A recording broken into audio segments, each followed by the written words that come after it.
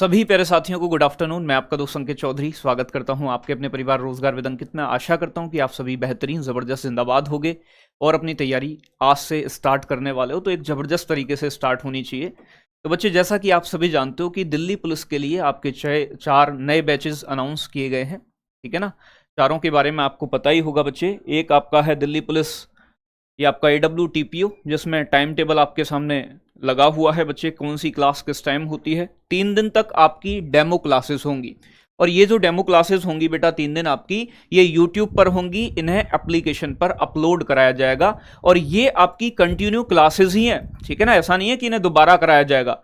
तो जिन बच्चों ने कोर्स परचेज कर लिया है वो इन क्लासों को अपनी क्लासेस ही समझें कि आपकी क्लासेस स्टार्ट हो गई हैं, ठीक है ना। और जो नए बच्चे हैं जिन्होंने अभी तक कोर्स नहीं लिया है तो वो 3 दिन डेमो क्लास ले सकते हो। इस समय आपको हमारे इन सभी चारों बैचेस पे 20% के डिस्काउंट की भी सुविधा दी गई है और पहले से भी चल रहा है बेटा डिस्काउंट, तो आप यहां से ले सकते हैं, ठीक है ना भाई।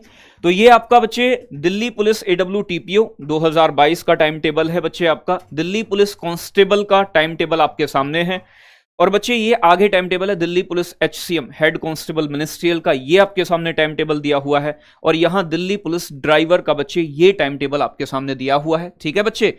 तो कहने का मतलब ये जो क्लासेस चल रही हैं आपकी, ये 3 दिन डेमो क्लासेस होंगी यूट्यूब पे। इसके बाद आपकी ये क्लासेस यूट्यूब पर ना होकर एप्लीकेशन में होंगी। तो जिन बच्चों ने कोर्स अभी भी नहीं परचेज किया है बच्चे, वो बच्चे अभी कोर्स परचेज कर सकते हैं। 3 दिन तक अभी भी आपका यानी कि बच्चे डिस्काउंट चल रहा है। RWA20 कूपन कोड यूज करके आप सभी बैचेस पे 20% का डिस्काउंट ले सकते हैं, ठीक है भाई। बेटा हिस्ट्री की क्लास बाद में स्टार्ट होगी, पहले यानी कि कंप्यूटर कराएंगे नवीन सर, तो कुछ समय बाद आपकी हिस्ट्री की क्लास स्टार्ट कराएंगे। तो नवीन सर द्वारा ही कराया जाएगा कंप्यूटर हिस्ट्री आपकी दोनों, ठीक है ना। हाँ बेटा होगी दिल्ली पुलिस में, लेकिन कुछ समय बाद होगी ड्राइवर वाले में हिस्ट्री, ठीक है बच्चे। तो जल्दी से सभी प्यारे साथी क्लास से जुड़ेंगे। मैं आपको ज्योग्राफी पढ़ाने वाला हूं, तो आप सभी बच्चे जानते हैं बच्चे कि मैं आपको ज्योग्राफी पढ़ाऊंगा, इंडियन ज्योग्राफी, वर्ल्ड ज्योग्राफी और साथ के साथ बच्चे इसके बाद मैं आपको इकोनॉमिक्स भी कराऊंगा, ठीक है। कोई दिक्कत नहीं है, थोड़ा सा लेट हो गए, दूसरी क्लासेस चल रही थी बच्चे और फिर स्टार्ट करते हैं कंटिन्यू आज की क्लास से। पहली क्लास आज आपकी होगी और बेटा हम उन टॉपिक्स पे ज्यादा फोकस करेंगे जहां से दिल्ली पुलिस में ज्यादा क्वेश्चन बने हैं। मैंने आपको प्रीवियस ईयर के क्वेश्चंस की एक मैराथन क्लास कराई है और मैंने आपको बताया है, एनालिसिस कराया है कि भैया ज्योग्राफी में कहां से SSC ज्यादा क्वेश्चन यानी कि आपका दिल्ली पुलिस ज्यादा क्वेश्चन करता है, वो एरिया हमें ज्यादा डिटेल में लेके चलने हैं। अगर मैं बात करूं बच्चे आपसे यहां आपकी ज्योग्राफी के बारे में, तो ज्योग्राफी आप सभी जानते हो, ज्योग्राफी बोले तो बच्चे भूगोल, ज्योग्राफी बोले तो भूगोल बच्चे आपकी। और भूगोल में हम जो पढ़ते हैं बेटा, एक तो इंडियन ज्योग्राफी के बारे में जानते हैं और वर्ल्ड ज्योग्राफी के बारे में। अगर मैं आपका प्रीवियस ईयर का देखूं, मतलब अभी जो पेपर हुआ है 2021 में दिल्ली पुलिस का, तो यहां जो रेशियो रहा है आपका, जो आपका बच्चे दिल्ली पुलिस में ज्यादा क्वेश्चन पूछे गए तो वो 80% क्वेश्चन जो पूछे गए वो इंडियन ज्योग्राफी से पूछे गए। इंडियन ज्योग्राफी से 80% क्वेश्चन पूछे गए। 20% क्वेश्चन बेटा वर्ल्ड ज्योग्राफी से पूछे गए। वर्ल्ड ज्योग्राफी से, विश्व के भूगोल से केवल 20% ही क्वेश्चन पूछे गए। और इंडियन ज्योग्राफी के भी कौन से क्वेश्चन ज्यादा इंपॉर्टेंट है बच्चे, तो इंडियन ज्योग्राफी के आपके पर्वत, पठार, दर्रे यानी कि फिजिकल इंडिया से बहुत ज्यादा क्वेश्चन बने। 50 क्वेश्चन बने बेटा, और 50 क्वेश्चन ही नदियों से, बांध बेटा, इन सभी चीज से बने हैं, ठीक है ना भाई। तो ये 2 टॉपिक बेटा बहुत इंपॉर्टेंट है, नदियां और बांध। तो बेटा इन्हें तो मैं ऐसा घोट के पिलाऊंगा, आपके मोहल्ले से भी कोई नदी गुजरती होगी ना, उस नदी के बारे में भी आपको बताऊंगा। तो आप बिल्कुल ये चीज छोड़ दें। इस बार जो आप दिल्ली पुलिस देने जाओगे, दिल्ली पुलिस का कोई भी एग्जाम देने जाओगे, तो बेटा सारी चीजें आपको एकदम दिमाग में सेट करके भेजेंगे, ठीक है ना। GS में भी आप एक अच्छा स्कोर करके आओ, ऐसी स्ट्रेटेजी प्रीवियस ईयर का एनालिसिस करके उस तरीके से चीजों को आपको पढ़ाएंगे, ठीक है बच्चे। जिन बच्चों ने अभी भी क्लास को लाइक नहीं किया है, एक बार सभी बच्चे क्लास को क्या कर देंगे बेटा, लाइक कर देंगे और चीजों को सीखने की, समझने की कोशिश करेंगे। मैं बहुत अच्छे तरीके से आपको चीजों को एक्सप्लेन करने की कोशिश करूंगा कि हर एक बच्चा चीजों को समझे। अगर मैं बच्चे ज्योग्राफी की बात करूं, आपसे भूगोल की बात करूं, तो बेटा ज्योग्राफी होता क्या है, भूगोल होता क्या है। तो बच्चे ज्योग्राफी आपके 2 वर्ड से मिलकर बना है। एक वर्ड होता है बेटा जियो, एक वर्ड होता है जियो। जियो का मतलब क्या होता है बेटा? जियो जी भर के नहीं बच्चे, जियो का मतलब होता है पृथ्वी। पृथ्वी आप सभी जानते हैं जिसे कहते हैं हम अर्थ बच्चे। क्या बोलते हैं बच्चे? जिसे कहते हैं अर्थ यानी कि पृथ्वी। एक वर्ड है आपका जियो यानी कि बच्चे पृथ्वी, और एक वर्ड है दूसरा बच्चे जिसे बोलते हैं हम ग्राफी। ग्राफी का मतलब क्या होता है बच्चे? ग्राफी का मतलब होता है अध्ययन, किसी चीज का अध्ययन करना, ठीक है ना भाई। तो दूसरा वर्ड होता है ग्राफी, दूसरा वर्ड है बेटा ग्राफी। ग्राफी का मतलब क्या है? किसी चीज के बारे में अध्ययन करना। क्या करना बेटा? किसी चीज के बारे में अध्ययन करना। अध्ययन बोले तो किसी चीज की स्टडी करना। तो कहने का मतलब एक बेसिक सी चीज हमें पता चलती है कि ज्योग्राफी यानी कि जिसे हम भूगोल कहते हैं बेटा हिंदी में, उस ज्योग्राफी का मतलब क्या है? तो बच्चे पृथ्वी के बारे में जो भी हम स्टडी करते हैं, जो भी हम अध्ययन करते हैं बेटा, वही चीज होती है आपकी ज्योग्राफी। तो सीधी सी बात अगर मैं कहूं आपसे, तो study of earth is called geography, यानी कि पृथ्वी के अध्ययन को, पृथ्वी का अध्ययन ही क्या कहलाता है बच्चे? पृथ्वी का अध्ययन ही आपका भूगोल कहलाता है, ज्योग्राफी कहलाता है। तो यहां सीधी सी बात यह समझनी है कि जो पृथ्वी के बारे में हम स्टडी करते हैं, पृथ्वी का जो बेटा अध्ययन है आपका, वही क्या कहलाएगा? जियोग्राफी कहलाएगा। तो study of the earth is called geography. तो पृथ्वी का अध्ययन ही बेटा आपका क्या है? भूगोल है। एक एक चीज देखो बहुत आराम से, जो बच्चा पहली बार भी ज्योग्राफी पढ़ रहा है वो बहुत आसानी से चीजों को समझे, इस तरीके से लेके चलेंगे। इजी लेवल भी और बेटा हाई लेवल भी, सभी तरीके के क्वेश्चन आपके एग्जाम में पूछे जाते हैं और सभी तरीके के क्वेश्चन ही आपके एग्जाम में बनेंगे। तो बिल्कुल भी घबराने की आवश्यकता नहीं है बेटा। पीडीएफ एप्लीकेशन के अंदर आपको मिलेगा, बिल्कुल मिलेगा, ठीक है ना भाई। तो चलो सभी बच्चे एक बार जुड़िए क्लास से, जहां भी आप लाइक शेयर कर सकते हो क्लास को बेटा एक बार कर दीजिएगा। और बच्चे अगर मैं बात करूं आपसे, सबसे ज्यादा जो बेटा क्वेश्चन बने हैं आपके, वो कहां से बने हैं? इंडियन ज्योग्राफी से। तो बच्चे हम सबसे पहले जो बात करेंगे बेटा, वो इंडियन ज्योग्राफी के बारे में करेंगे। तो इंडियन ज्योग्राफी आपको हेडिंग डाल देनी है, ठीक है ना भाई।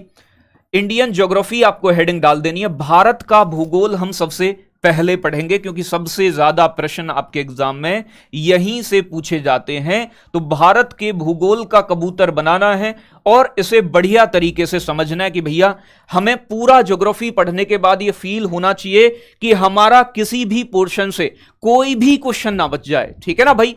तो हमारा किसी भी पोर्शन से कोई भी क्वेश्चन ना बच जाए, ठीक है ना भाई। इंग्लिश में भी मैं सभी टर्म्स को एक्सप्लेन करूंगा, आप बिल्कुल निश्चिंत रहे भैया, ठीक है ना भाई। तो कहने का मतलब अगर मैं बात करूं बच्चे, जो हमारी पृथ्वी है, जो हमारी अर्थ है, हमारी पृथ्वी पर यानी कि हमारी अर्थ के ऊपर बच्चे आप सभी जानते हो 71% वाटर है, 71% क्या है बच्चे? वाटर है, जल है आपका, ठीक है ना भाई, वाटर है। और बच्चे अगर मैं बात करूं 29% यानी कि 29% बच्चे आपका लैंड मास है। लैंड मास आप सभी समझते हो बच्चे, लैंड मास बोलते हैं स्थल को, जमीन को कहते हैं, ठीक है ना भाई। और ये जो आपका 29% लैंड मास है, ये आपका 7 महाद्वीप के अंतर्गत आता है। कितने महाद्वीप भैया? आपने पढ़ा होगा कितने महाद्वीप हैं हमारे महाद्वीप हैं बेटा 7, यानी कि हमारे 7 कॉन्टिनेंट हैं, 7 महाद्वीप हैं। कॉन्टिनेंट नहीं पढ़ा रहा हूं, केवल आपको बता रहा हूं कि भैया हमारे कितने महाद्वीप हैं? 7 महाद्वीप हैं। ये 7 महाद्वीप कौन कौन से हैं? तो आप सभी जानते हैं बच्चे, एशिया सबसे बड़ा है, फिर अफ्रीका आ जाता है, फिर उत्तरी अमेरिका, दक्षिणी अमेरिका, ठीक है ना। तो आपने ये महाद्वीप सारे सुने होंगे बच्चे। इन्हीं में से बेटा एक कॉन्टिनेंट आता है आपका एशिया कॉन्टिनेंट, यानी कि एशिया महाद्वीप। तो इन 7 महाद्वीप में से एक महाद्वीप है, एक कॉन्टिनेंट है जिसका नाम है बेटा एशिया कॉन्टिनेंट। क्या नाम है बेटा? Asia continent. और एशिया जो कॉन्टिनेंट है आपका, यानी कि जो एशिया महाद्वीप है, इसी के अंदर पड़ता है हमारा भारत। यानी कि एशिया महाद्वीप के अंदर स्थित देश है एक। बहुत सारे देश हैं, ऐसा बताते हैं कि विश्व में 206 देश हैं, 206 में से अपना एक भारत भी है। और भारत किस महाद्वीप के अंतर्गत आता है? तो जो बेटा अपना इंडिया है, अपना जो इंडिया है, अपना जो भारत है बेटा, वो किस महाद्वीप के अंतर्गत आता है? तो अपना भारत एशिया महाद्वीप में स्थित एक देश है। ये बात आपको समझ गए, ठीक है ना भाई। ठीक है बेटा। बेटा 3 दिन क्लासेस आपकी एप्लीकेशन पर ना होकर यूट्यूब पर होंगी। एप्लीकेशन पर ये क्लासेस अपलोड करा दी जाएंगी, तो बिल्कुल भी आपको घबराने की कोई भी आवश्यकता नहीं है, ठीक है ना भाई। चलो, चीजों को इतना मैंने आपको बताया कि भैया पृथ्वी पे जो आपका 29% जो आपकी जमीन है वो 7 महाद्वीपों में बटी हुई है, ठीक है ना, 7 कॉन्टिनेंट में बटी हुई है। इन 7 में से एक महाद्वीप है एशिया महाद्वीप, जो विश्व का जनसंख्या में भी सबसे बड़ा महाद्वीप है और बेटा एरिया में भी सबसे बड़ा महाद्वीप है। और अपना जो इंडिया है, अपना जो भारत है, वो किस महाद्वीप के अंतर्गत आता है बेटा? एशिया महाद्वीप के अंतर्गत आता है। यह बात आप सभी जानते हो। एशिया महाद्वीप की भी किस डायरेक्शन में है अपना इंडिया? भैया एशिया महाद्वीप में भी जो भारत आता है वो दक्षिण एशिया में आता है। दक्षिण एशिया बोले तो बच्चे आपका दक्षिण एशिया में स्थित है भारत, आपका दक्षिण एशिया के अंतर्गत आता है, यानी कि साउथ एशिया में आता है अपना इंडिया। साउथ एशिया के अंतर्गत आता है अपना भारत। आप सभी ये बात जानते हो बहुत आसानी से। तो भारत एशिया में भी किस दिशा में है? दक्षिण एशिया में, साउथ एशिया में है। और बच्चे इन साउथ एशिया वाले देशों को ही हम क्या बोलते हैं? भारतीय उपमहाद्वीप के नाम से जानते हैं। यानी कि दक्षिण एशिया के जो देश हैं इसे हम किस नाम से जानते हैं बच्चे? इसे हम भारतीय उपमहाद्वीप के नाम से जानते हैं। यानी कि इसी का नाम हम कहते हैं बच्चे, ये है आपका इंडियन सब कॉन्टिनेंट। क्या बोलते हैं बच्चे? इंडियन सब कॉन्टिनेंट कहा जाता है। इंडियन सब कॉन्टिनेंट कहा जाता है, ठीक है ना भाई। तो कहने का मतलब मैंने आपसे क्या कहा, यानी कि भारत दक्षिण एशिया में है और जो दक्षिण एशिया के जितने भी कंट्री हैं साउथ एशिया के, उन्हें हम भारतीय उपमहाद्वीप में काउंट करते हैं। यानी कि इसे एशियन सब कॉन्टिनेंट कहा जाता है, ठीक है ना भाई। तो आपसे एग्जाम में क्वेश्चन ऐसे पूछ ले कि कौन सा देश ऐसा है जो भैया भारतीय उपमहाद्वीप के अंतर्गत आता है और कौन सा देश ऐसा है जो भारतीय उपमहाद्वीप के अंतर्गत नहीं आता है। तो बेटा कहने का मतलब यह है कि 7 देश आपके भारतीय उपमहाद्वीप के अंदर आते हैं। कितने देश आते हैं बेटा? 7 देश ऐसे हैं जो भारतीय उपमहाद्वीप के अंदर जिन्हें रखा गया है। कितने देश हैं बेटा? 7 देश। ये 7 देश कौन कौन से हैं? तो बेटा पहला अपना भारत, यानी कि भारत तो भारतीय उपमहाद्वीप में आता ही है, तो पहला देश हो गया आपका भारत यानी कि अपना इंडिया। दूसरा बेटा बांग्लादेश। दूसरा देश कौन सा हुआ आपका? बांग्लादेश। तो बांग्लादेश भी आता है बच्चे। आगे बात करूं मैं आपसे तीसरा नंबर, तो बच्चे नेपाल इसके अंतर्गत आता है। नेपाल बच्चे साउथ एशिया में आता है, यानी कि भारतीय उपमहाद्वीप में से रखा जाता है। अगर मैं 4 नंबर की बात करूं बच्चे आपसे, तो भूटान हो गया आपका। तो ये तो 4 देश हो गए, ठीक है ना भाई। अगर मैं बात करूं बच्चे मालदीव और श्रीलंका, 5 नंबर हो गया बेटा आपका मालदीव। तो 5 नंबर हो गया बच्चे आपका मालदीव। 6 नंबर हो गया बेटा आपका श्रीलंका। 6 नंबर हो गया बेटा आपका श्रीलंका। और बच्चे 7वां नंबर जो आपका आएगा वो आएगा आपका किसका? म्यांमार नहीं बेटा, पाकिस्तान का। किसका आएगा? पाकिस्तान का। तो कहने का मतलब बेटा ये जो 7 देश हैं, ये जो 7 कंट्रीज हैं, इन्हें मिलाकर कहा जाता है इंडियन सब कॉन्टिनेंट, यानी कि भारतीय उपमहाद्वीप। बात समझ में आ रही है ना? अब देखो चीजों को और अच्छे तरीके से समझने की कोशिश करनी है। आपने भारत का मैप बहुत अच्छे तरीके से देखा होगा और मैं आपको फिर एक बार दिखाई दे रहा हूं। ये इंडिया का मैप है जो बेटा नया वाला है, ठीक है ना भाई। ये इंडिया का वर्तमान मैप है। अगर मैं बात करूं बच्चे 2019 से पहले, यानी कि अगर मैं बात करूं बच्चे आपसे 31 अक्टूबर 2019 से पहले, 31 अक्टूबर 2019 से पहले भारत के अंदर, यानी कि इंडिया में, भारत के अंदर बच्चे आपके कितने राज्य हुआ करते थे? 29 राज्य हुआ करते थे। और बेटा आपके 7 केंद्र शासित प्रदेश, यानी कि 7 यूनियन टेरिटरी थे। लेकिन अगर मैं वर्तमान स्थिति की बात करूं बच्चे, तो वर्तमान भारत में कितने राज्य हैं बच्चे? कमेंट करके बताओ एक बार, ठीक है ना भाई। जल्दी से एक बार कमेंट करके बताना है मेरे साथी आपको कि वर्तमान भारत में कितने राज्य हैं। तो वर्तमान भारत में बेटा कितने राज्य हैं? 28 राज्य हैं आपके और 8 यूनियन टेरिटरी हैं। तो एग्जाम में ऐसे बेसिक क्वेश्चन भी पूछ लेता है आपसे, ठीक है ना। आपको पता होना चाहिए कि वर्तमान भारत में 28 राज्य और 8 यूनियन टेरिटरी हैं।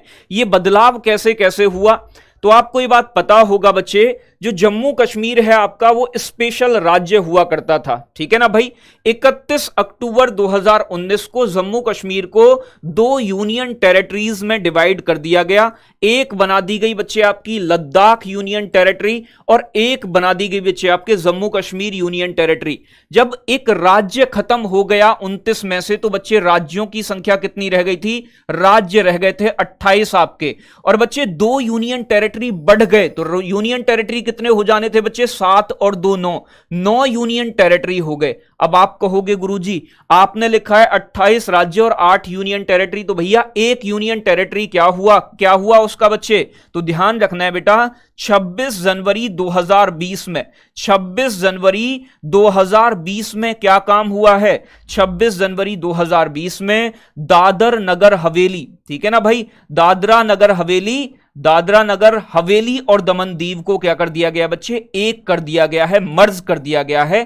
तो दमन दीव के साथ मिला दिया गया है। तो इसका मतलब बच्चे 2 यूनियन टेरिटरी फिर से एक हो गए। और वर्तमान की अगर मैं बात करूं तो 28 राज्य और 8 यूनियन टेरिटरी भारत में देखने को मिलते हैं, ठीक है ना भाई। 5 अगस्त 2019 को जम्मू कश्मीर से बच्चे धारा 370 यानी कि आर्टिकल 370 हटाया गया था। और बच्चे ध्यान रखना है आपको, ये जो स्पेशल आपके 2 यूनियन टेरिटरी जो लागू हुए, प्रभावी हुआ था, यानी कि यूनियन टेरिटरी वाला प्रोविजन ये कब से हुआ था? 31 अक्टूबर 2019 से। ये बात आपको ध्यान रखनी है, ठीक है ना भाई। तो ये तो बेसिक बातें हो गई, लेकिन बेसिक चीजें भी आपको पता होनी चाहिए। और मैं आपको एक चीज बता दूं, अगर आप ज्योग्राफी पढ़ रहे हो तो बेटा ज्योग्राफी में मैप का बहुत बड़ा खेल है। यानी कि भैया मैप आपको आना चाहिए, मैप के बारे में आपको पता होना चाहिए, डायरेक्शन के बारे में आपको पता होना चाहिए। बहुत सारे क्वेश्चन ऐसे होंगे जो आपके मैप से और डायरेक्शन से ही बनेंगे। तो आप अगर मैप को जानते हो तो ज्योग्राफी के अंदर बहुत सारे क्वेश्चन आप बहुत आसानी से बना पाओगे, ठीक है बच्चे। तो यहां चीजों को और भी ध्यान से समझने की कोशिश करनी है। और मैप जरूरी नहीं है कि आप बहुत अच्छा बनाओ, आप अपने हाथ से जैसे भी बना सकते हो, मोटा मोटा आपको एक मानचित्र बनाना आना चाहिए, ठीक है ना। तो जब भी हम इंडिया का मैप बनाएंगे तो बेटा राइट हैंड साइड हम हमेशा ईस्ट डायरेक्शन लेंगे और लेफ्ट हैंड साइड हम हमेशा वेस्ट डायरेक्शन लेंगे। ऊपर हम नॉर्थ लेंगे बेटा और नीचे हम साउथ लेंगे। तो चाहे इंडिया बनाओ आप, चाहे आप वर्ल्ड बनाओ, ठीक है ना भाई। बहुत अच्छे, बात को समझना है।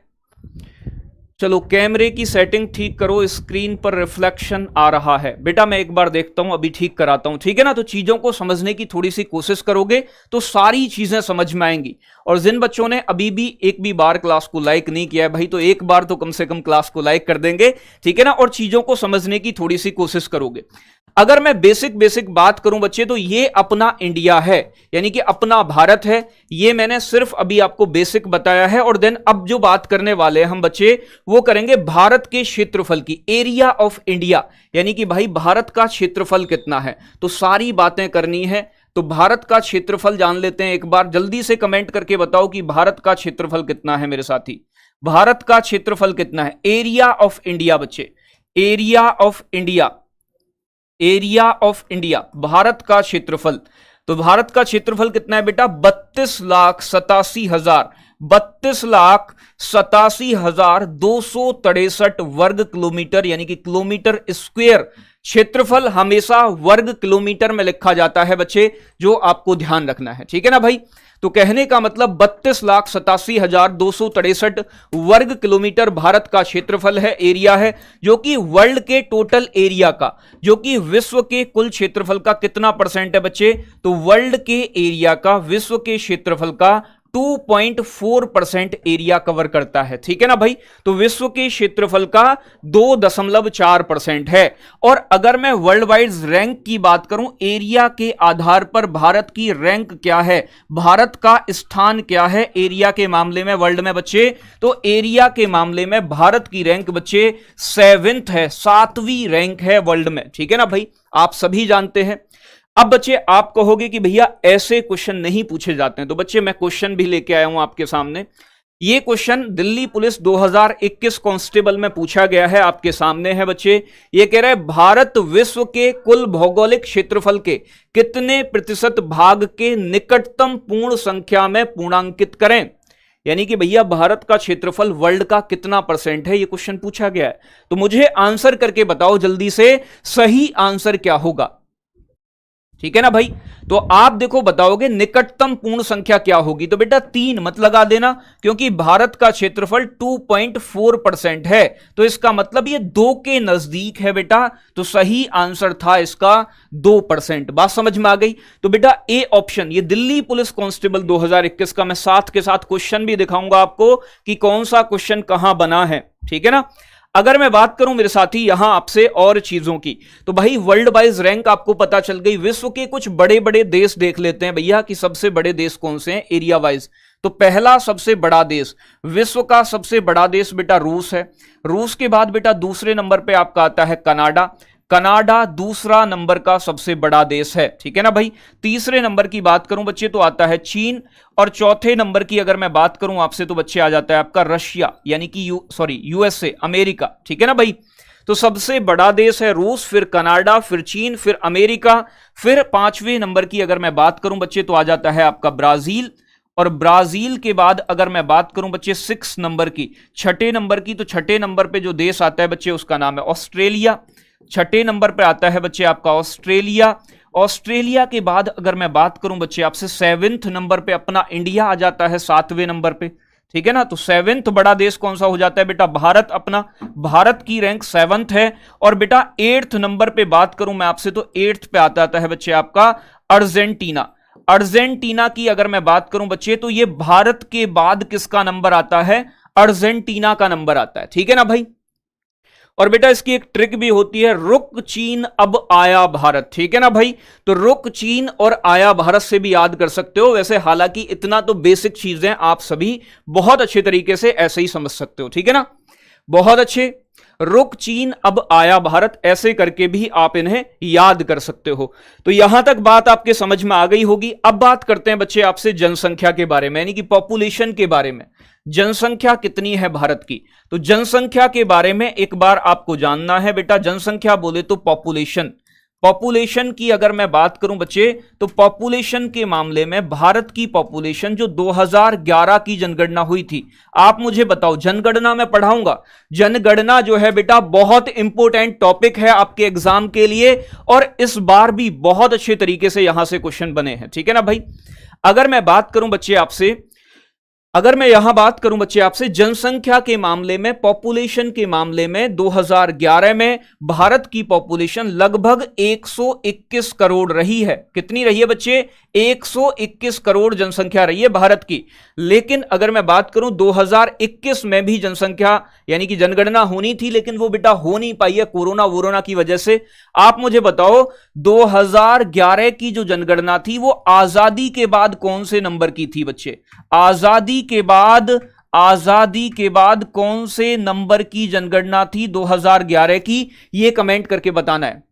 जल्दी से बताओ बेटा, आजादी के बाद, स्वतंत्रता के बाद भारत की 2011 की जनगणना कौन से नंबर की जनगणना है। बहुत अच्छे, बहुत सारे बच्चों का आंसर आ रहा है बेटा, 7वें नंबर की जनगणना है। और यह क्वेश्चन बेटा दिल्ली पुलिस 2021 के एग्जाम में पूछा गया है। ठीक है ना भाई। तो जनगणना बहुत डिटेल में पढ़नी है, जनगणना से बहुत क्वेश्चन बनते हैं, मैं कराऊंगा आपको, आप निश्चिंत रहिएगा, सारे क्वेश्चन बनेंगे। ठीक है ना भाई। तो आजादी के बाद 7वें नंबर नंबर की जनगणना थी, 7th पॉपुलेशन, मतलब 7th आपकी सेंसस था, ठीक है ना भाई।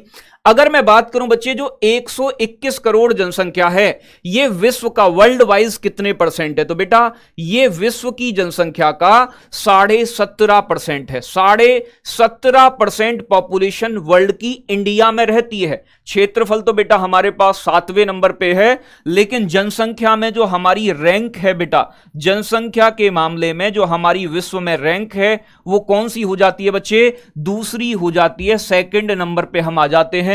पहला सबसे बड़ा देश कौन सा हो जाता है बच्चे? तो आप सभी जानते हो, चीन की जनसंख्या सबसे ज्यादा है, ये पहले नंबर पर आ जाते हैं। कुछ समय में भारत इन्हें भी पीछे कर देगा। दूसरे नंबर पे अपना भारत आता है, यानी कि भारत दूसरा सबसे ज्यादा जनसंख्या वाला देश है। और बेटा तीसरे नंबर पे यूएसए यानी कि आपका अमेरिका आता है, यानी कि अमेरिका तीसरा सबसे बड़ा जनसंख्या वाला देश है, ठीक है ना भाई। तो कहने का मतलब ये बेसिक सी बातें आप जानते हैं, लेकिन फिर भी आपको जानना है अगर आपने नहीं पढ़ा है, ठीक है ना भाई। तो कहने का मतलब यहां तक बात आपके समझ में आ गई होगी। आगे मैं बात करूं बच्चे आपसे, एक चीज आप जो बहुत आसानी से जानते भी हैं और समझते भी हैं, ये हमारी बेटा पृथ्वी है। पृथ्वी तो आप जानते ही होंगे, देखी भी होगी बेटा आपने, लेकिन और भी देख लेना है पृथ्वी के बारे में। तो पृथ्वी यहां देखोगे आप, ये है हमारी बेटा पृथ्वी, यानी कि अर्थ। पृथ्वी के बीचों बीच से एक रेखा गुजरती है, एक लाइन जाती है बच्चे, जिसे बोलते हैं हम, क्या कहते हैं बेटा? भूमध्य रेखा, विषुवत रेखा या फिर इक्वेटर। तो पृथ्वी के बीचों बीच से जो रेखा गुजरती है उसे क्या कहा जाता है बच्चे? भूमध्य रेखा कहा जाता है, इक्वेटर कहा जाता है। एक रेखा इधर से जाती है बच्चे, जिसे क्या कहते हैं हम? अभी इस रेखा को रहने देते हैं, ठीक है ना। इधर वाली रेखा ले लेते हैं, ऊपर वाली, जो ऊपर से नीचे जाती है, ठीक है ना भाई। अब देखो ध्यान से समझना है यहां आपको, ये सारी इमेजनरी लाइन है, काल्पनिक रेखाएं हैं। जो लेटी हुई लाइन है उन्हें लैटिट्यूड कहा जाता है, जो खड़ी हुई लाइन है बेटा उन्हें लॉन्गिट्यूड कहते हैं, ठीक है ना भाई। तो ये जो रेखा जा रही है बेटा, जो पृथ्वी को बराबर दो भागों में डिवाइड करती है, इसे कहते हैं भूमध्य रेखा। क्या बोलते हैं बेटा? भूमध्य रेखा या विषुवत रेखा जिसे कहते हैं हम। अंग्रेजी में इसे बच्चे इक्वेटर कहा जाता है। क्या बोलते हैं बच्चे? इक्वेटर कहा जाता है इसे, ठीक है ना भाई। इक्वेटर, भूमध्य रेखा, इसे हम 0 डिग्री लैटिट्यूड भी बोलते हैं। और ये जो है बच्चे, ये जो रेखा है, ठीक है ना भाई, इसे बोलते हैं 0 डिग्री देशांतर। क्या बोलते हैं बच्चे? 0 डिग्री देशांतर कहा जाता है। और इस 0 डिग्री देशांतर को ही हम GMT, ग्रीनविच मीन टाइम भी कहते हैं, यानी कि ग्रीनविच रेखा भी कहते हैं। इसी के अकॉर्डिंग टाइम कैलकुलेट होता है, इंटरनेशनल टाइम लाइन भी इसे कहा जाता है, ठीक है ना भाई। अगर मैं बात करूं बच्चे, 0 डिग्री अक्षांश जो है बच्चे, पृथ्वी को 2 बराबर भागों में बांटती है। ऊपर वाले भाग को उत्तरी गोलार्ध यानी कि नॉर्दर्न हेमिस्फीयर कहा जाता है, और नीचे वाले भाग को दक्षिणी गोलार्ध यानी कि आपका साउदर्न हेमिस्फीयर के नाम से जानते हैं। तो बच्चे ये वाला जो भाग बनता है, इसे क्या बोलते हैं? इसे बोलते हैं बेटा उत्तरी गोलार्ध। क्या कहते हैं? उत्तरी गोलार्ध कहा जाता है। और जो नीचे वाला भाग है बेटा, इसे क्या बोलेंगे हम? इसे कहते हैं दक्षिणी गोलार्ध, साउदर्न हेमिस्फीयर।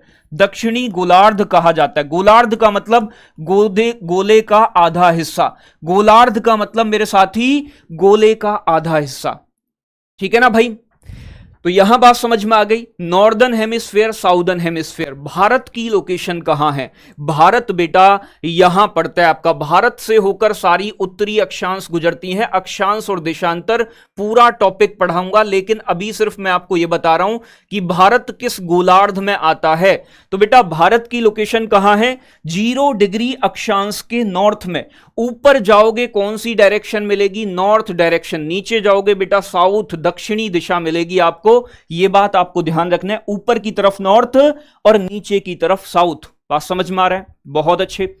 अब अगर मैं बात करूं बच्चे यहां आपसे, अगर मैं इसको बेस मानता हूं, यानी कि 0 डिग्री देशांतर को आधार मानता हूं, तो ये राइट हैंड वाली दिशा जो होती है बच्चे, इसे पूर्व बोलते हैं और इसे पश्चिम बोलते हैं, ठीक है ना भाई।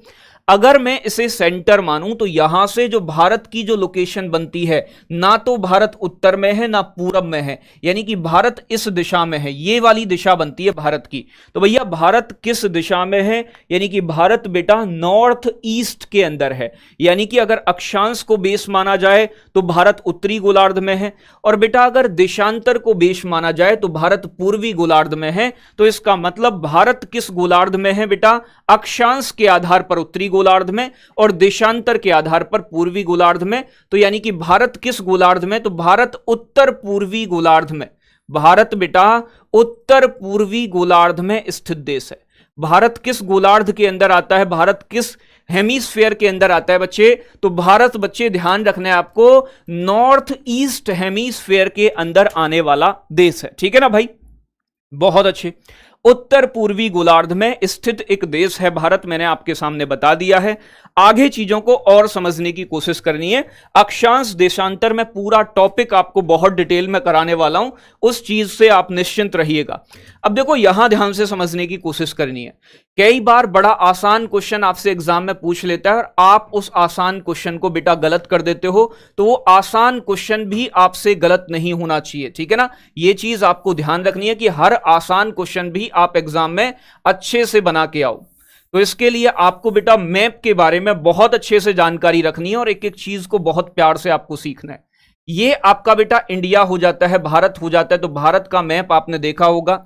और भारत जब भी आप बनाते हो इंडिया, तो मैं आपको बता चुका हूं बच्चे कि ये वाली डायरेक्शन आपकी ईस्ट होती है, ये वेस्ट होती है, इधर जाओगे ऊपर जाओगे नॉर्थ होगा, नीचे जाओगे साउथ होगा। ठीक है ना भाई। अगर मैं बात करूं बच्चे भारत का सबसे उत्तरी राज्य कौन सा है, तो बेटा सबसे ऊपर क्या पड़ता है आपका, लद्दाख पड़ता है। यहां क्या पड़ता है बेटा, लद्दाख पड़ता है। तो भारत का सबसे उत्तरी राज्य कौन सा है, यह क्वेश्चन पूछ रहा हूं मैं आपसे। ठीक है ना, जल्दी से बताओ। हिमानी सागर का आंसर आ रहा है लद्दाख। बेटा लद्दाख तो यूनियन टेरिटरी है, मैंने आपको बताया था। लद्दाख के इधर आओगे तो बेटा जम्मू कश्मीर पड़ता है, और इधर जाओगे तो बच्चे यहां आपका हिमाचल प्रदेश पड़ता है। अगर आपसे ऐसा क्वेश्चन पूछे कि भारत का सबसे नॉर्दर्न स्टेट कौन सा है, भारत का सबसे बेटा उत्तरी राज्य कौन सा है, नॉर्दर्न स्टेट कौन सा है, तो भारत का सबसे उत्तरी राज्य बच्चे क्या हो जाएगा आपका, एचपी यानी कि हिमाचल प्रदेश हो जाएगा। ठीक है ना भाई। अगर आप बेटा साउथ में आओगे, दक्षिण में आओगे, तो आपको पता है यहां पे पड़ता है आपका तमिलनाडु, इधर साइड पड़ता है बेटा केरल, तो यहां आपका कन्याकुमारी पड़ता है। ये साउदर्न पॉइंट है, पॉइंट नहीं बता रहा हूं, अभी स्टेट की बात कर रहा हूं। दक्षिणी राज्य कौन सा हो जाएगा बेटा, तमिलनाडु आपका। ठीक है ना भाई। तो अगर मैं आपसे बात करूं भारत का सबसे साउदर्न स्टेट कौन सा है, दक्षिणी राज्य कौन सा है, तो बेटा आपका आंसर क्या आना चाहिए, दक्षिणी राज्य कौन सा है, तो बेटा तमिलनाडु आंसर आ जाना चाहिए। TN का मतलब है तमिलनाडु। ठीक है ना। अगर मैं पूर्वी की बात करूं बच्चे, तो पूरब में यहां कौन सा स्टेट पड़ता है, ये पड़ता है आपका AP अरुणाचल प्रदेश, जो भारत का सबसे पूर्वी राज्य है। और ये वाला राज्य आप सभी जानते हो बेटा गुजरात पड़ता है, तो ये पश्चिमी राज्य हो जाएगा। ठीक है ना। तो भारत का सबसे पूर्वी स्टेट कौन सा है बच्चे, पूर्वी राज्य कौन सा है, तो पूर्वी राज्य के बारे में आपको ध्यान रखना है। पूर्वी राज्य भारत का सबसे कौन सा है बच्चे, पूर्वी राज्य यानी कि ईस्टर्न स्टेट, तो बच्चे आपका आंसर होगा AP यानी कि अरुणाचल प्रदेश। पूरा लिख लेना है अरुणाचल प्रदेश आपको। और पश्चिमी राज्य की बात करूं भारत के, जो सबसे पश्चिम में स्थित है, पश्चिमी राज्य कौन सा है बेटा, ये तो बेसिक सी बात है, आपको पता होनी चाहिए। गुजरात राज्य सबसे पश्चिमी है, गुजरात राज्य सबसे पश्चिमी है। अब बेटा क्वेश्चन ऐसे तो नहीं पूछेगा कि इतना आसान पूछ ले आपसे, क्वेश्चन थोड़ा सा घुमा के पूछेगा आपसे। ठीक है ना भाई, क्वेश्चन थोड़ा सा आपसे घुमा के पूछेगा। और अभी देखो मैं एक क्वेश्चन दिखाता हूं आपको। ये भारत है बेटा, तो भारत में दिशा कैसे निकालोगे, इधर ईस्ट है, इधर नॉर्थ है, इधर वेस्ट है, इधर साउथ है। यहां आपका BOB bay of Bengal, Bengal की खाड़ी है, और बंगाल की खाड़ी के अंदर स्थित है बेटा अंडमान निकोबार द्वीप समूह। ठीक है ना भाई। तो यहां क्या है बच्चे आपका अंडमान निकोबार द्वीप समूह। अंडमान निकोबार द्वीप समूह कहां स्थित है बच्चे, अंडमान निकोबार द्वीप समूह बंगाल की खाड़ी में है। यह बात आपको ध्यान रखनी है, एग्जाम में आपसे पूछ लेगा। ठीक है ना। इधर क्या पड़ता है बच्चे, इधर पड़ता है अरब सागर, इधर क्या पड़ता है बेटा आपका अरेबियन सी, अरब सागर पड़ता है। और बेटा लक्षद्वीप समूह किस वाटर बॉडी के अंदर आता है? लक्षद्वीप समूह कहां आता है बच्चे? लक्षद्वीप समूह आता है आपका अरब सागर के अंदर। ऐसा क्वेश्चन पूछ लेगा आपसे, ठीक है ना भाई। और भारत के जस्ट साउथ में नीचे आओगे तो बेटा इंडियन ओशियन होता है। इंडियन ओशियन को हम बोलते हैं हिंद महासागर। क्या बोलते हैं बच्चे? भारत के जस्ट साउथ में कौन सा सागर है? हिंद महासागर है, ठीक है ना भाई। अब देखो एक क्वेश्चन मैं आपको दिखाता हूं, क्वेश्चन किस तरीके से एग्जाम में बना है, ठीक है ना भाई। देखो एक क्वेश्चन ये पूछा गया है, इसका आंसर करना है, मैंने आपको बता दिया। ये कह रहा है कुल क्षेत्रफल की दृष्टि से भारत का सबसे छोटा, चलो अभी केंद्र शासित प्रदेश तक तो नहीं गए हम, ठीक है ना, लेकिन एक क्वेश्चन और देख लेते हैं जो एग्जाम में आपके बना है। ये क्वेश्चन है, देखो, अंडमान एवं निकोबार द्वीप समूह बंगाल की खाड़ी में भारतीय मुख्य भूमि की किस दिशा में स्थित है?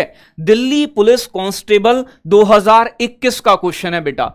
अंडमान निकोबार द्वीप समूह किस डायरेक्शन में है ये बताना है। अब बेटा अगर आप भारत का मानचित्र बनाना जानते हो, मैप बनाना जानते हो, तो आपको ये बात पता है कि ये भैया हमारा इंडिया हो गया।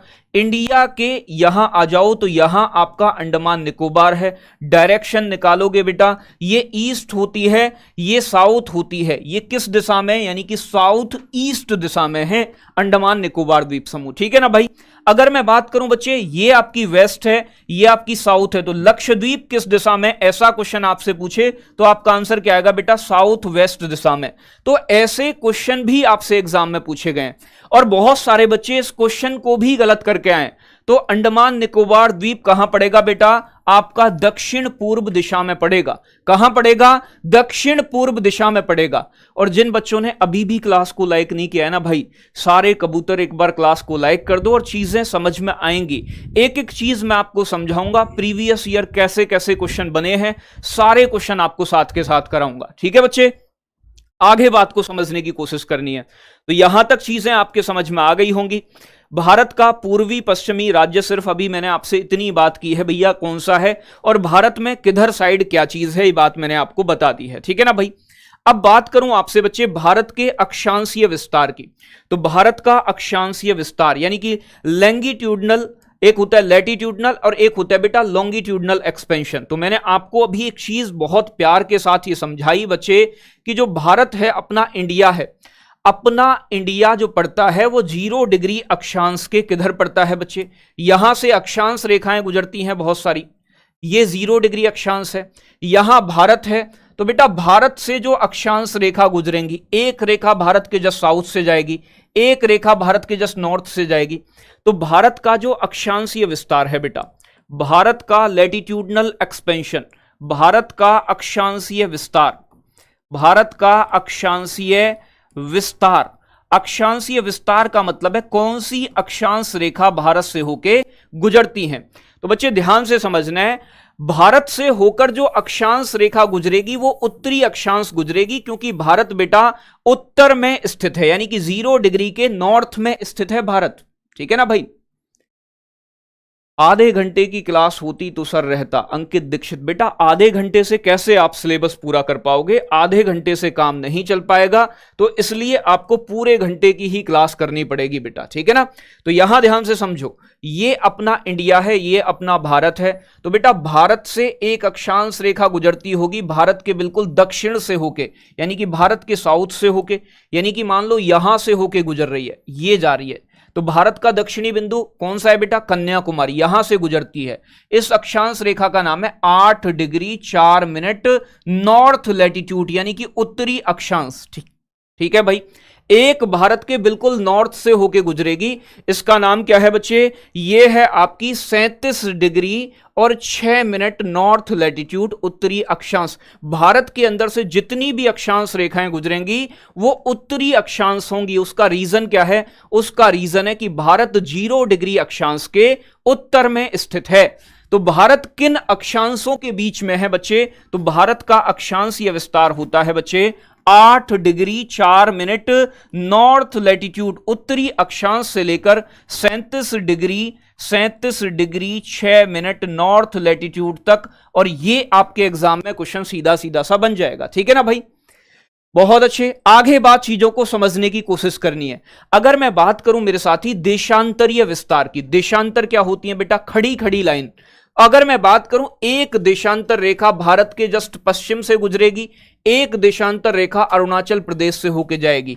इनका अपना एक नंबर होगा और वो नंबर क्या है एग्जाम में पूछेगा आपसे। तो जो गुजरात से होकर गुजरती है बच्चे वो है आपकी 68 degree 68 degree and 7 minute east longitude. Latitude नहीं बेटा, ये लॉन्गिट्यूड होगी, ये देशांतर होगी। वो अक्षांश थी, ये आपकी उत्तरी अक्षांश है, ये आपकी बेटा उत्तरी अक्षांश है।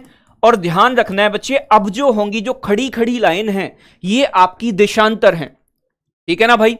और इधर से जो अरुणाचल प्रदेश से देशांतर रेखा जाएगी बच्चे वो जाएगी आपकी 97 डिग्री यानी कि 97 डिग्री और 25 मिनट 25 मिनट बेटा ईस्ट लॉन्गिट्यूड, ठीक है ना भाई।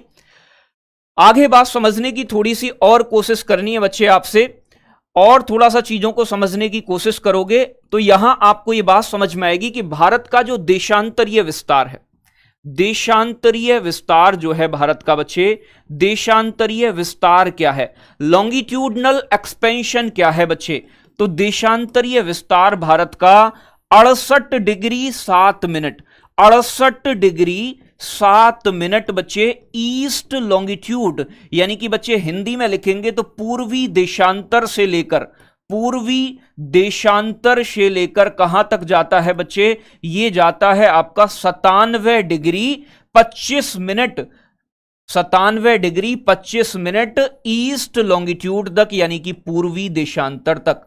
कहां तक जाता है बच्चे, ये जाता है आपका 68 डिग्री 7 मिनट से 97 डिग्री 25 मिनट पूर्वी देशांतर तक। बात समझ में आ रहा है ना?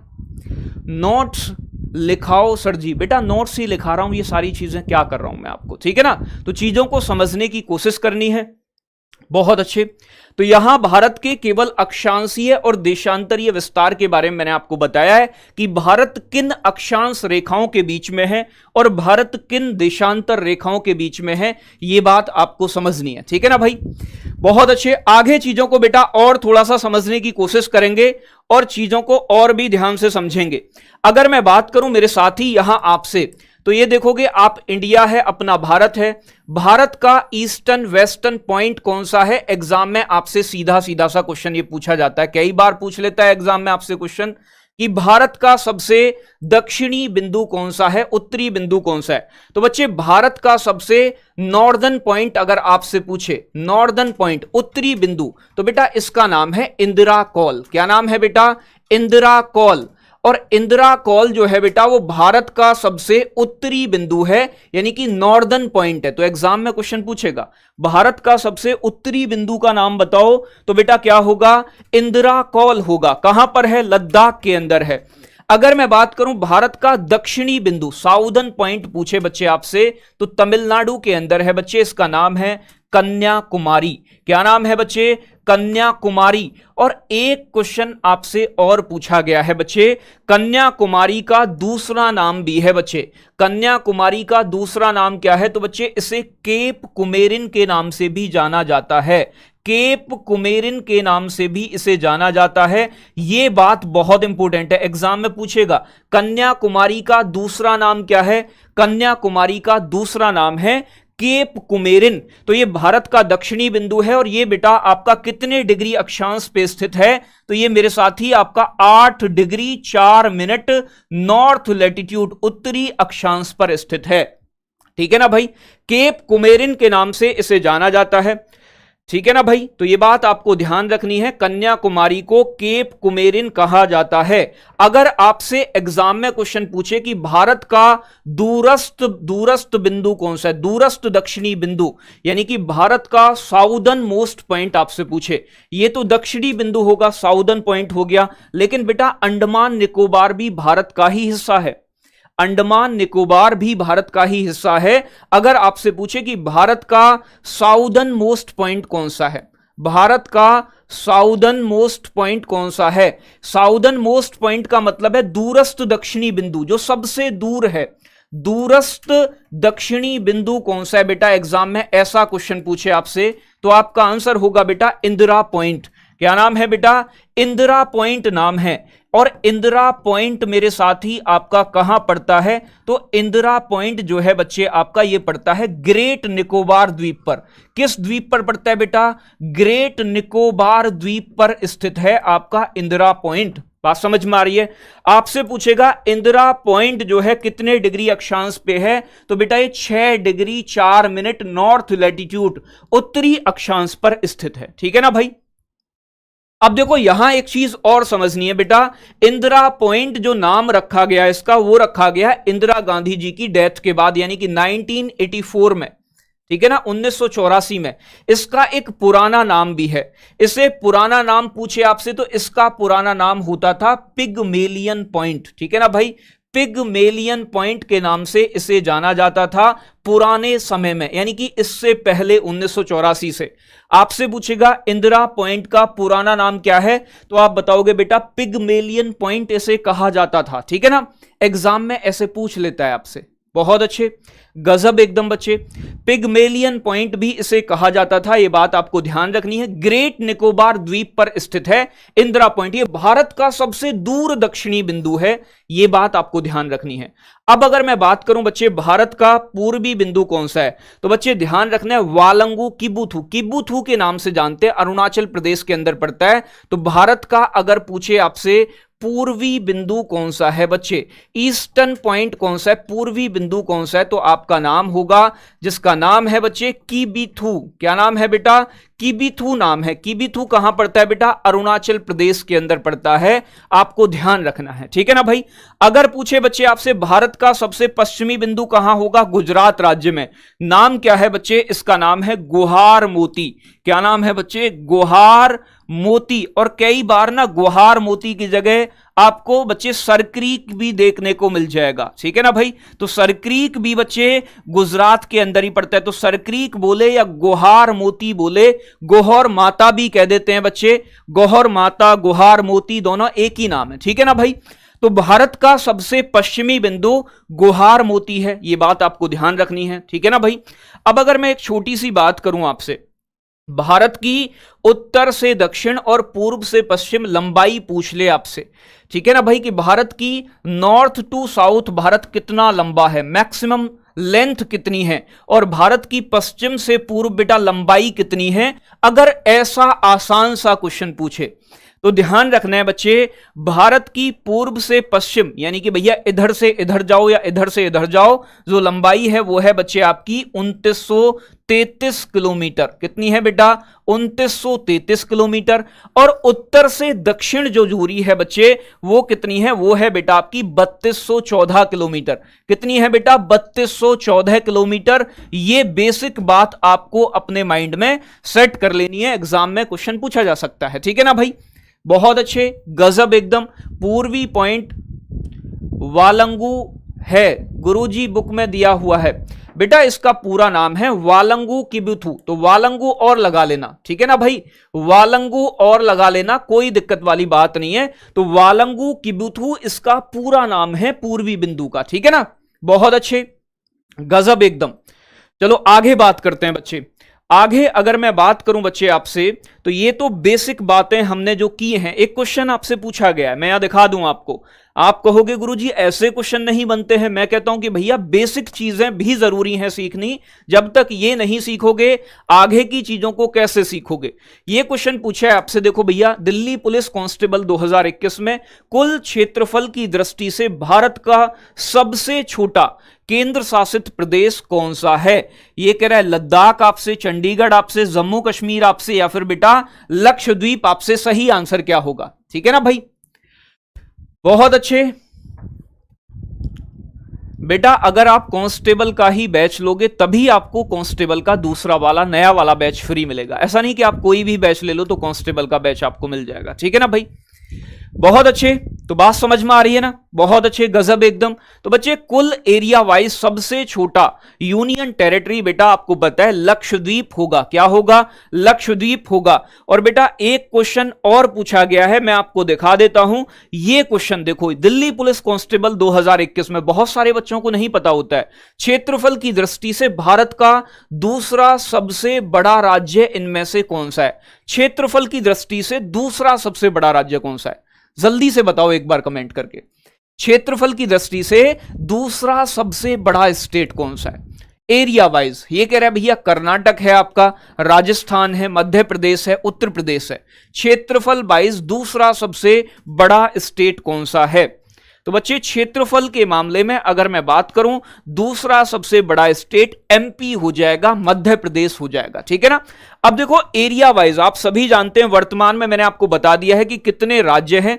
तो भैया जनसंख्या के मामले में और क्षेत्रफल के मामले में राज्यों को एक बार देख लेते हैं। अगर मैं बात करूं सबसे पहले, यानी कि आपका एरिया वाइज, यानी कि एरिया के मामले में कौन से स्टेट सबसे बड़े हैं, तो एरिया के मामले में राजस्थान पहले नंबर पे आता है, आप सभी जानते हैं। तो पहला नंबर किसका आता है बच्चे? राजस्थान सबसे बड़ा है। पहले 5 जरूर ध्यान रखने हैं। दूसरे नंबर पे एरिया वाइज जो आता है बच्चे आपका मध्य प्रदेश आता है, एमपी आता है, ये बात आपको ध्यान रखनी है। तीसरे नंबर की अगर मैं बात करूं मेरे साथी, महाराष्ट्र आता है। महाराष्ट्र जो आता है बेटा तीसरे नंबर पर आता है। और चौथे नंबर पे जो आता है मेरे साथी, महाराष्ट्र के बाद वो अपना उत्तर प्रदेश आता है। उत्तर प्रदेश का नंबर कौन सा आता है बच्चे? चौथा नंबर यूपी का आता है। और 5वें नंबर की बात करूं बच्चे, तो गुजरात का 5वां नंबर आता है। गुजरात का 5वां नंबर आता है, ये बात आपको ध्यान रखनी है। गुजरात का 5वां नंबर आता है एरिया वाइज। ठीक है ना भाई। अब देखो ये तो बेसिक बात है कि एरिया में 5 बड़े हुए। अगर मैं बात करूं एरिया वाइज सबसे छोटा राज्य कौन सा है, स्मॉलेस्ट स्टेट कौन सा है, सबसे छोटा राज्य एरिया में कौन सा है? छोटा राज्य एरिया वाइज राज्य पूछ रहा हूं मैं आपसे, तो राज्य का नाम आप सभी को पता है बेटा, गोवा सबसे छोटा स्टेट है एरिया वाइज, गोवा हो जाएगा। ठीक है ना। बहुत अच्छे। अब देखो एक चीज और समझनी है, अगर मैं एरिया वाइज आपसे बड़ा यूनियन टेरिटरी पूछूं, केंद्र शासित प्रदेश पूछूं, तो एरिया में सबसे बड़ा, यानी कि क्षेत्रफल में सबसे बड़ा यूनियन टेरिटरी कौन सा है? तो जल्दी से कमेंट करके बताओगे मुझे, एरिया वाइज सबसे बड़ा यूनियन टेरिटरी कौन सा है? जल्दी से बताओ। बहुत सारे बच्चों का आंसर आ रहा है। एक तो सिक्किम बता रहा है, कुछ दिल्ली बता रहे हैं। बेटा एरिया में पूछ रहा हूं, एरिया में बड़ा कौन सा है? वर्तमान में लद्दाख सबसे बड़ा है। लद्दाख एरिया वाइज सबसे बड़ा यूनियन टेरिटरी है। और बेटा एरिया वाइज सबसे छोटा यूनियन टेरिटरी कौन सा है? छोटा केंद्र शासित प्रदेश कौन सा है एरिया वाइज? तो अभी क्वेश्चन पूछा गया है पीछे बच्चे, लक्षद्वीप जो है बच्चे आपका, लक्षद्वीप जो है बेटा सबसे छोटा यूनियन टेरिटरी है। ठीक है ना।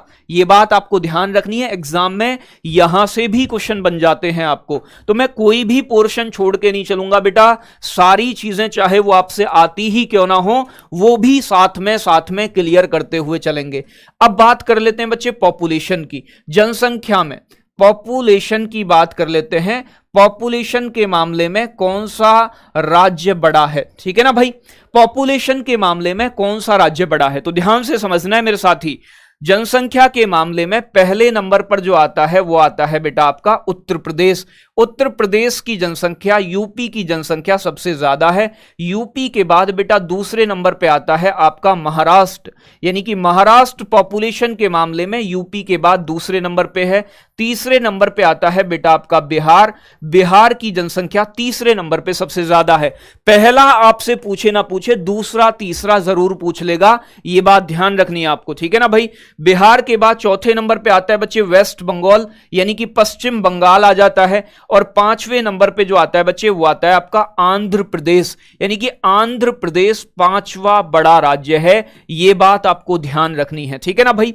अगर मैं बात करूं बच्चे आपसे सबसे छोटा राज्य कौन सा है, बेटा सबसे छोटा राज्य कौन सा है जनसंख्या में, स्मॉलेस्ट स्टेट कौन सा है, छोटा राज्य कौन सा है? तो बच्चे ध्यान रखना है, सिक्किम जो स्टेट है आपका, सिक्किम जो राज्य है, सिक्किम सिक्किम की पॉपुलेशन सबसे कम है, यह बात आपको ध्यान रखनी है, ठीक है ना भाई। जनसंख्या के मामले में छोटा सिक्किम है और बेटा एरिया के मामले में गोवा सबसे छोटा है, ठीक है ना। अब एक चीज और ध्यान से समझनी है, अगर मैं बात करूं बेटा जनसंख्या के मामले में आपका बड़ा यूनियन टेरिटरी कौन सा है, केंद्र शासित प्रदेश कौन सा है, तो बेटा सबसे ज्यादा पॉपुलेशन है दिल्ली की, और दिल्ली का जनसंख्या घनत्व भी भारत में सबसे ज्यादा है, ठीक है ना भाई। तो ध्यान रखना है बच्चे आपका, दिल्ली सबसे बड़ा यूनियन टेरिटरी है और सभी राज्यों और केंद्र शासित प्रदेशों में दिल्ली का जनसंख्या घनत्व भी सबसे ज्यादा है। अगर बेटा आपसे छोटा यूनियन टेरिटरी पूछे जनसंख्या में, छोटा केंद्र शासित प्रदेश पूछे, तो आपका आंसर आना चाहिए लक्षद्वीप आना चाहिए, ठीक है ना भाई। यानी कि लक्षद्वीप पॉपुलेशन और एरिया दोनों मामले में सबसे छोटा यूनियन टेरिटरी है। बात समझ में आ रहा है। तो बच्चे आज जो हमने डिस्कस किया है वो इंडिया का केवल बेसिक पार्ट डिस्कस किया है, और बच्चे अब स्टार्ट जो होगी 1 बजे से आपकी रेगुलर बेसिस पे जो क्लास चलेगी वो नवीन सर की कंप्यूटर की क्लास चलेगी, ठीक है ना। 12 बजे से मैं आपको ज्योग्राफी कराऊंगा और 1 बजे से नवीन सर आपको बच्चे क्या कराने वाले हैं, कंप्यूटर कराने वाले हैं, तो उस क्लास को लीजिएगा। आपको मैंने बताया बच्चे कि आपके 4 नए बैचेस स्टार्ट हुए हैं, ठीक है ना भाई। एक इनमें से मैं आपको एक बार दिखाई दे रहा हूं, टाइम टेबल भी बताए दे रहा हूं, तो यहां ध्यान से देख लेना है। दिल्ली पुलिस AWTPO का टाइम टेबल है, नया बैच आया बच्चे। अभी इन पर 3 दिन के डेमो क्लासेस चल रहे हैं और 3 दिन तक इन पर जो डिस्काउंट रहेगा मेरे साथी वो RWA20 जो कूपन कोड यूज करोगे तो बेटा 20% का डिस्काउंट आपको मिल जाएगा, ठीक है ना। फिर मैं बात करूं बच्चे, दूसरा बैच है दिल्ली पुलिस कांस्टेबल का। तो कांस्टेबल की जो भी बच्चे तैयारी करना चाहते हैं बेटा, तो बेटा आज के समय में कांस्टेबल का बैच या इसकी तैयारी 2 महीने में नहीं होती है, 3 महीने में नहीं होती है, आपको पहले से ही स्ट्रेटेजी बना के चलनी पड़ेगी, ठीक है ना। तो बच्चे दिल्ली पुलिस कांस्टेबल का बैच है।